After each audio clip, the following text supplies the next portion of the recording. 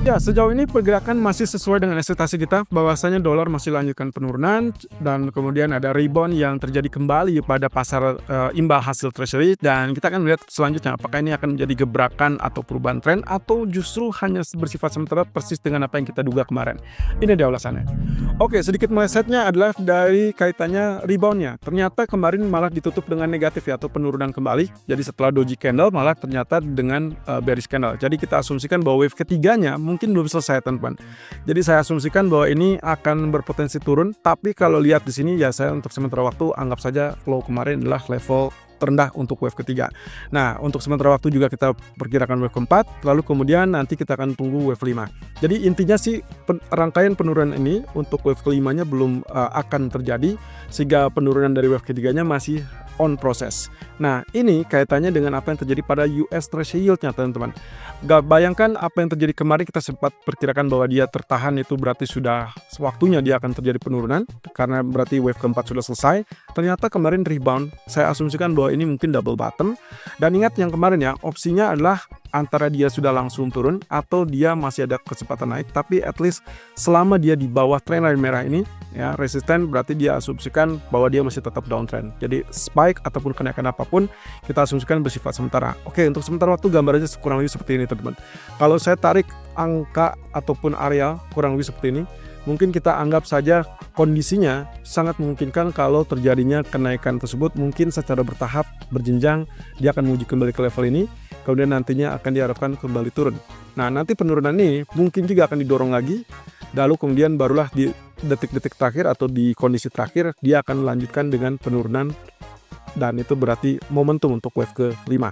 Atau bisa jadi setelah dia bounce atau mendekati level resisten ini kurang lebih 4,4%, baru kemudian dia turun dan penurunan berikutnya langsung tembus. Nah, ini yang kita tunggu-tunggu ya. Intinya sih saya cuma menunjukkan bahwa kita masih tetap periode wave keempatnya dianggap belum selesai di sini. Nah, ingat bahwa tren utama ataupun pola utama yang mungkin kita nanti atau tunggu-tunggu nanti adalah posisi dari head and shoulder atau potensial dari head and shoulder. Nah, jadi ini masih dalam proses yang kelihatannya masih cukup normal. Jadi saya tidak akan kaget kalaupun terjadi kenaikan untuk sementara waktu. Nah, kemudian kalau misalkan kita kaitkan dengan pergerakan pound sterling, ternyata dengan dolar melemah dia lanjut punya alasan mengalami kenaikan. Tadinya kita berpikir bahwa dua candle terakhir ini adalah posisi dari bearish divergence ataupun bearish engulfing ya, harusnya, sehingga harusnya kita dapatkan penurunan. Tapi yang terjadi adalah rebound, posisinya bullish. Berarti kalau saya tarik di sini, ini supportnya, kemudian dia sedikit di atas resistennya ya. Nah, tapi seperti yang terlihat di sini, dia sedang turun, tapi bagi saya penurunan ini mungkin hanya bersifat sesaat atau sekejap. Tapi semua ini akan berlalu kalau misalkan dia berhasil mempertahankan posisi supportnya. Oke, kita perhatikan di sini, teman-teman. Di grafik keempatnya, kondisinya adalah higher high, sementara RSI posisinya adalah lower high. Jadi dalam hal ini saya memperkirakan akan terjadi swing low terlebih dulu dengan asumsi bahwa dia akan terjadi double top ataupun mungkin ancaman double top. Kenapa? Karena kalau kita bicara tentang double top, maka yang harus menjadi konfirmasi adalah penembusan neckline. Dan karena dia jauh dari kata penembusan neckline, harapan saya kalau dengan kondisi candlestick bullish di daily, maka kemungkinan penurunan tersebut hanya untuk koreksi sementara sebelum akhirnya dilanjutkan dengan kenaikan, dan kita mungkin akan dapatkan 1.3050-an untuk potensi berikutnya.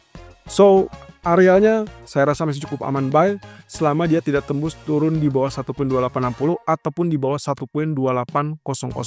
Jadi areal ini masih aman untuk lakukan buy dengan asumsi bahwa dolar masih akan melanjutkan pelemahannya. Crude oil untuk sementara waktu reboundnya masih sesuai on target kita ya. Kita kemarin memperkirakan kenaikan tersebut akan terhalang atau tertahan di zona orange, dan itu persis yang terjadi di sini. Kemudian dia turun, walaupun penurunannya juga tidak terlalu responsif ya. Dia tertahan di level 65, tapi rebound kembali. Nah, rebound ini menurut saya juga masih tetap sama, areal orange ini, dan juga selama dia tidak naik di atas areal resistant trendline, maka ya seperti biasa kita anggap ini adalah downtrend yang masih dominan, sehingga yang diharapkan adalah penurunan akan kembali terjadi. Nah, untuk berikutnya target kita mungkin akan lebih rendah daripada 65.20. Kurang lebih ada expansion 61,8 dan itu adalah di 64.90-an sebagai target yang mungkin akan muncul dalam beberapa waktu dekat. Nah, kaitannya dengan reversal, Selama dia tidak terjadi kenaikan di atas 68.40, maka saya anggap itu masih tetap downtrend. Jadi apapun yang terjadi, kalau misalkan dia ternyata muncul 67, saya asumsikan dia masih tetap akan turun, ataupun kalau misalkan tembus sampai 68, maka dia masih tetap bisa turun. Kecuali kalau sampai dia tembus 68.40, ini akan menjadikan dia ada spesifik target tertentu untuk rebound ke level $70. Dampak dari Kanada kelihatannya short term sehingga tidak terlalu berpengaruh kepada sisi fundamental ataupun sentimen market yang negatif terhadap harga minyak.